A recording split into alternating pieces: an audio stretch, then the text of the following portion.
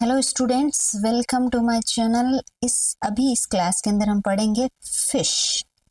तो फिश क्या चीज है? फिश की फुल फॉर्म है फ्लोरोसेंस इन सिटू हाइब्रिडाइजेशन। तो इससे पहली क्लासेस के अंदर भी क्या है, प्रोब क्या करता है? हाइब्रिडाइज ही करता है। डबल स्ट्रैंड को हम डीनेचर करके सिंगल स्ट्रैंड डीएनए में कन्वर्ट करेंगे। जो स्ट्रैंड है उसके साथ प्रोब जाके हाइब्रिडाइज करता है। तो हाइब्रिडाइजेशन तो हर जगह था। फ्लोरोसेंस भी, उसमें हम लेबलिंग करते हैं। फ्लोरोसेंट क्विंचर उसको हाइड करता है, तो ये भी हमने देखा है। बट इसमें जो लाइन इंपॉर्टेंट है वो है इन सिटू। अब इन सिटू हाइब्रिडाइजेशन कैसे करेंगे, है ना? हाइब्रिडाइजेशन देखा, फ्लोरोसेंस लेबलिंग देखा, अब इन सिटू हाइब्रिडाइजेशन देखें। इसका शॉर्ट फॉर्म हो जाता है फिश। तो FISH is based on same principle as Southern blotting. Southern blotting में जैसे काम होता है, जैसे हाइब्रिडाइजेशन होता है, वैसे ही इसमें फिश में होता है। तो सदर्न ब्लोटिंग में हम क्या लेते हैं? प्रोब लेते हैं और हाइब्रिडाइज किसके साथ करवाते हैं? डीएनए के सिंगल मॉलिक्यूल, सिंगल स्ट्रैंड के साथ। तो ऐसे ही इस फिश के अंदर होता है। ठीक है, तो प्रिंसिपल सेम है। बाकी जो चीजें अलग होगी, क्या क्या चीजें अलग हैं, वो आज फिश देख लेंगे, फिर सदर्न ब्लोटिंग देखेंगे, तब पता चल जाएगा कि प्रिंसिपल फंक्शनिंग तो सेम है, बट उसमें डिफरेंस कहाँ कहाँ आ रहा है वो पता चलेगा। तो आज हम करेंगे फिश के बारे में। It is use to ability of single strand DNA to anneal with complementary DNA. मैंने जैसे बताया, ये कॉम्प्लीमेंट्री डीएनए प्रोब है। ये यूज करके हम सिंगल स्ट्रैंड डीएनए के साथ एनिलिंग करते हैं उस प्रोब को। फिश के अंदर क्या करते हैं? एक टारगेट डीएनए होता है, जो न्यूक्लियर डीएनए होता है, जिसका स्टेज क्या है, या तो वो इंटरफेज वाली स्टेज होगी, यानी कि ये सेल साइकिल है। तो सेल साइकिल में क्या क्या स्टेज आती है? एक इंटरफेज आता है और एक एम फेज आता है। आई और एम फेज। तो ये एम फेज है, ये इतना सारा आई फेज है। तो आई के भी अलग अलग पार्ट है। तो आई में भी कौन कौन से आती है? G1, S और G2। और एम फेज के भी अलग अलग पार्ट है। तो एम फेज में क्या क्या आता है? प्रोफेज, मेटाफेज, एनाफेज और टेलोफेज। तो इसमें जो इंटरफेज है, तो वो तो कोई सा भी स्टेज हो सकता है, इसमें स्पेसिफाई नहीं किया है। बट जो एम फेज के अंदर हम यूज करते हैं वो मेटाफेज के साथ में यूज होता है, यानी कि ये सेकेंड वाली माइटोसिस की या मियोसिस माइटोसिस की एम फेज। यानी कि इसमें मियोसिस की ना बोल के हम मोस्टली माइटोसिस की एम फेज यानी मेटाफेज यूज करते हैं। यानी मियोसिस होता है या 1 और 2 यूज होता है वर्ड, है ना? तो वो नहीं है। तो ये यहाँ पे हम नॉन सेक्सुअल सेल यानी कि नॉन जर्मिनल सेल, एग और स्पर्म के अलावा सेल की बात हो रही है यहाँ पे। तो मेटाफेज स्टेज के अंदर जो क्रोमोसोम है उसको, या फिर इंटरफेज के अंदर जो डीएनए स्टेज है वो। तो ओरिजिनली जब फिश को यूज किया गया था तो उसको हमने मेटाफेज के लिए ही किया था। तो अब प्रिंसिपल पे देख लेते हैं कैसे क्या प्रिंसिपल है। तो इसमें फ्लोरोसेंट लेबलिंग करते हैं हम प्रोब को। ठीक है, जो प्रोब हम ले रहे हैं उसी को, ये जो डीएनए सीक्वेंस, प्रोब क्या है? एक डीएनए सीक्वेंस है जो आगे जाके अपनी कॉम्प्लीमेंट्री डीएनए सीक्वेंस, जो हमारा टारगेट डीएनए होगा उसके साथ वो जाके कॉम्प्लीमेंट्री बॉन्डिंग करेंगे और डबल स्ट्रैंड बना देंगे। तो इसमें जो हमने ये प्रोब लिया है, इसके अंदर हम क्या कर देंगे? एक लेबलिंग कर देंगे फ्लोरोसेंट डाइज के साथ में। तो ये hybridize to denature chromosome के साथ जब हाइब्रिडाइज होगा, फिर उसको हाइब्रिडाइज करवा देंगे। Earlier probe were label with radio isotope. पहले जब शुरू हुई थी ये फिश की यूज, यानी कि फिश, तो अभी हमने नाम यूज किया है ना, फ्लोरोसेंट। तो फ्लोरोसेंट के पहले यहाँ पे रेडियो लेबलिंग, जो आइसोटोप्स थे उसके थ्रू हम लेबल करते थे प्रोब्स को। बट अभी जो नए जमाने में क्या हो रहा है, हम डाई को यूज कर रहे हैं, क्योंकि रेडियो आइसोटोप एक तो जो एक्सपेरिमेंट कर रहा है इंसान उसके लिए भी हानिकारक है, और जो मॉलिक्यूल है वो भी अपने अंदर कुछ ना कुछ चेंजेस ला सकता है इसकी वजह से। तो उसके लिए भी हमको रिजल्ट सही से नहीं आते। तो इसके लिए हमने इसका अब अल्टरनेटिव सेफ मेथड यूज करना शुरू किया है, फ्लोरोसेंट डाइज, है ना? क्यों? क्योंकि ये सेंसिटिविटी भी इसकी अच्छी होती है और रेजोल्यूशन के लिए भी मतलब बेटर ऑप्शन है। अब हम लेबल करेंगे कैसे। इसका लेबलिंग दो तरह से होता है, एक डायरेक्ट लेबलिंग होती है और एक इनडायरेक्ट लेबलिंग होती है। तो डायरेक्ट लेबलिंग कैसे करेंगे, डायरेक्ट में तो हमने न्यूक्लियोटाइड लिया और उसको सीधा फ्लोरोसेंट के साथ में लेबल कर दिया बस, और इसको अब एक प्रोब में जो न्यूक्लियोटाइड यूज हो रहे हैं उसके अंदर ऐसा हो गया, डायरेक्टली है ना, डायरेक्टली इनकॉर्पोरेट कर दिया डीएनए प्रोब में। अब इनडायरेक्ट अलग कैसे है डायरेक्ट से, तो इनडायरेक्ट में हम क्या करेंगे, न्यूक्लियोटाइड का जो प्रिकर्सर जो इसे ले रहे हैं इसमें सेम लिया, फिर इसके साथ हमने फ्लोरोसेंट की जगह पे क्या यूज किया है, इसकी जगह पे हमने एक रिपोर्टर मॉलिक्यूल यूज किया है ना, nucleotide then reporter molecule, then इसको कॉर्पोरेट कर दिया हमने ये प्रोब बनाने में। देन अब क्या करेंगे, हम रिपोर्टर मॉलिक्यूल को आफ्टर इन कॉर्पोरेशन के बाद होगा, ये याद रखना है ना, हमने प्रोब बना दिया रिपोर्टर मॉलिक्यूल के साथ में, फिर अब हम एफिनिटी मॉलिक्यूल यूज करेंगे, यानी कि NN-RR इसमें लेबल थे है ना, अब इसके साथ में हम यूज करेंगे, हम प्रोब बनाने के बाद में एफिनिटी मॉलिक्यूल आएगा जिसके ऊपर क्या है, मार्किंग लगी हुई, मार्कर है, तो ये मार्कर और फिर एफिनिटी मॉलिक्यूल इसके साथ में आके वो हमको रिपोर्टिंग देगा। तो अब डिटेक्शन और विजुअलाइजेशन कैसे करेंगे, इसको लेबल तो कर दिया, अब डिटेक्शन की बारी आ गई। तो hybridize site of the probe on the chromosomal DNA is detect, यानी कि ये क्रोमोसोम था, अब क्रोमोसोम में जो प्रोब है वो कहाँ कहाँ आके अटैच हुए, क्योंकि उसके ऊपर हमने लेबलिंग की है, तो उस वजह से हमको उसकी साइट पता चल जाए कि एग्जैक्ट हाइब्रिडाइजेशन कौन सी जगह पे हुआ है क्रोमोसोम के अंदर।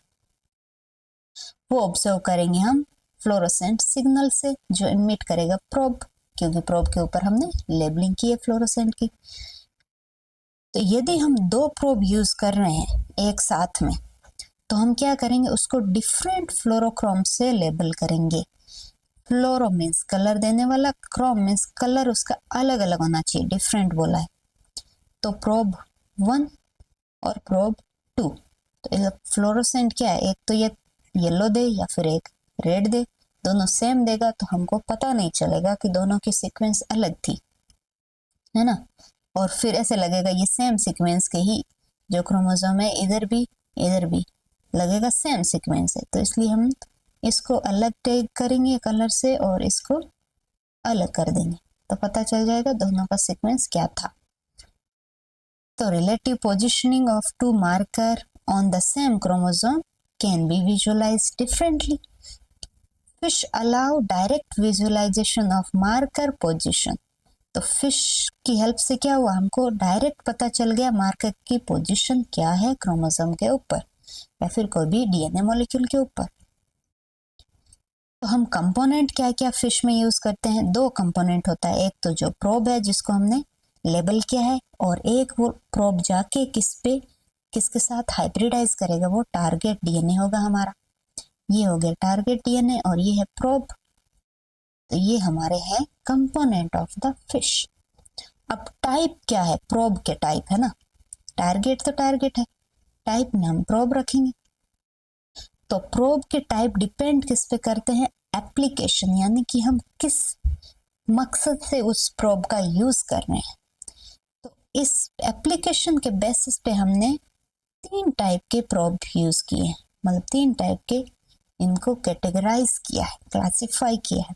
एक तो पूरा क्रोमोसोम, यानी कि जितना भी क्रोमोसोम हम यूज कर रहे हैं पूरे के पूरे को लेबलिंग करें, तो उसको बोलेंगे पेंटिंग प्रोब्स, यानी कि पूरा पेंट हो गया, पूरे कोई हम कलर कर रहे हैं, यानी कि यहाँ यहाँ ये तो टैग हो रहा है मान लो, है ना, तो पूरे कोई दीवार को पूरे कोई कलर कर रहे हैं, तो वो पूरे कोई टैग कर रहे हैं, तो वो क्या हो गया, कलर हो गया, पेंट हो गया। तो हॉल क्या हो गया, whole chromosome painting. Then repetitive sequence repeats, यानी कि एक जैसी सीक्वेंस, यानी कि ये क्रोमोसोम है उसके अंदर एक जैसी सीक्वेंस कहाँ कहाँ पे है, तो उसके लिए हम क्या करेंगे, रिपीटेटिव एक जैसे प्रोब बनाएंगे, ये दूसरा क्लासिफिकेशन हो गया। देन है लोकस स्पेसिफिक, अब हमको ऐसे है कि कुछ स्पेसिफिक यहाँ के जो सीक्वेंस है वो ही जानने हैं, तो उस स्पेसिफिक लोकेशन के अकॉर्डिंग फिर लोकस स्पेसिफिक प्रोब हो गए। तो ये 3 कैटेगरी है प्रोब्स की। अब है कि जो क्रोमोसोम हम यूज कर रहे हैं, टारगेट है, उसको डी नेचर कैसे करेंगे फॉर हाइब्रिडाइजेशन। तो chromosome must be single strand होना चाहिए, तो उसके लिए हम डी नेचरिंग जरूरी है। तो स्टैंडर्ड मेथड क्या है डी नेचर करने का? तो chromosome dried on a glass microscope slide, यानी कि जो माइक्रोस्कोप है उसके अंदर देखने वाली जो स्लाइड है वो लेंगे, उसके ऊपर हम क्रोमोसोम रखेंगे, उसको ड्राई करेंगे। ड्राई होने के बाद ये फर्स्ट स्टेप है। सेकंड में क्या करेंगे? ड्राई होने के बाद क्या करेंगे, इसमें हम फॉर्मएल्डिहाइड ऐड करेंगे, यानी इसमें अब फॉर्मएल्डिहाइड ऐड करेंगे एक केमिकल। फिर ये denature DNA without destroying chromosome morphology. ऐसा करने से क्या होगा, हमारा जो डीएनए हमने डीनेचर कर लिया बट उसकी मॉर्फोलॉजी चेंज नहीं हुई है, वो जैसा था वैसा है, बस यहाँ ये बॉन्ड टूटे हैं बस, बाकी इसके कोई भी अलग कहीं से कोई ब्रेकडाउन या डिस्टॉर्शन नहीं हुआ है। अब हमने डीनेचर कर लिया, अब हाइब्रिडाइज कर लिया, अब हमको उसको विजुअलाइज करना है। तो विजुअलाइजेशन के अलग अलग मेथड हैं, उसमें से एक मेथड है फ्लो साइटोमेट्री, यानी कि ये एक टेक्निक है, तो इसको भी हम पढ़ेंगे आने वाले क्लासेस में। तो इसको विजुअलाइज करने के लिए फ्लो साइटोमेट्री यूज करते हैं। इसमें क्या है, फिश से स्टेन वाला सेल ले लिया हमने, फिर वो सेल को हमने क्या किया, cells flow through a laser beam, यानी कि ये एक ट्यूब था, इससे सेल एक एक सेल इसमें से फ्लो हो रहा है और यहाँ पे इकट्ठे हो रहे हैं ना, और ये इकट्ठे हो रहे हैं जहाँ ये ट्यूब से फ्लो हो रहे हैं, उस ट्यूब पे हमने क्या कर दी, लेजर लाइट को पास कर दी, यानी कि लेजर लाइट डाल रहे हैं आप। तो ये लेजर लाइट से अब जो ये एक सिस्टम है, तो इसमें लेजर लाइट डाल रहे हैं।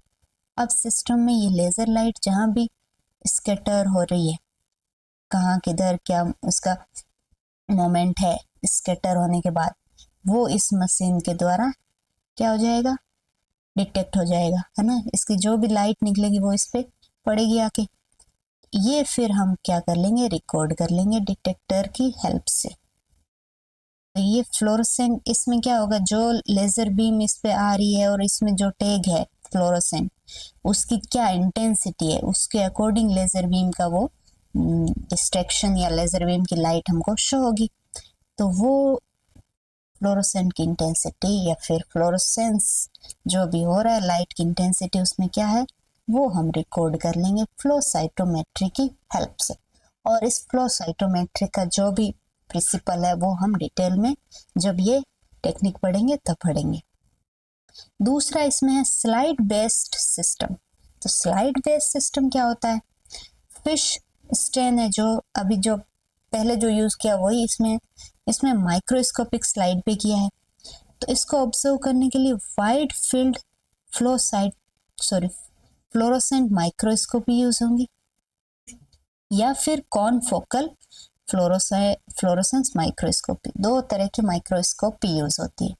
तो ये स्लाइड बेस्ड है, तो स्लाइड है, स्लाइड यानी माइक्रोस्कोप के लिए हमने स्लाइड बनाई है। तो जो स्लाइड को हम ऑब्जर्व करेंगे वो 2 तरह से करेंगे, फ्लोर साइटोमेट्री माइक्रोस्कोप है दोनों, एक में है वाइड फील्ड। तो वाइड फील्ड माइक्रोस्कोपी क्या होती है, कैसे काम करती है, वो अलग टॉपिक होगा और उसको भी हम पढ़ेंगे टेक्निक, जब ये माइक्रोस्कोपिक टेक्निक पढ़ेंगे तब। दूसरी इसमें यूज होती है वो है कॉनफोकल। इन दोनों में क्या डिफरेंस है, ये सब माइक्रोस्कोपी में डिस्कस होगा, है ना। यहाँ पे सिर्फ आपको ये देखना है कि इससे जो भी टैग या फिर इस मेथड के अंदर हम विजुअलाइजेशन इस टेक्निक से करेंगे। ये था सिंपल सा फिश। तो इसके अंदर 2 पॉइंट और हैं कि जो सेल है हम यहाँ पे क्या करेंगे, पहले उस सेल को हम मेटाफेज में अरेस्ट करते हैं।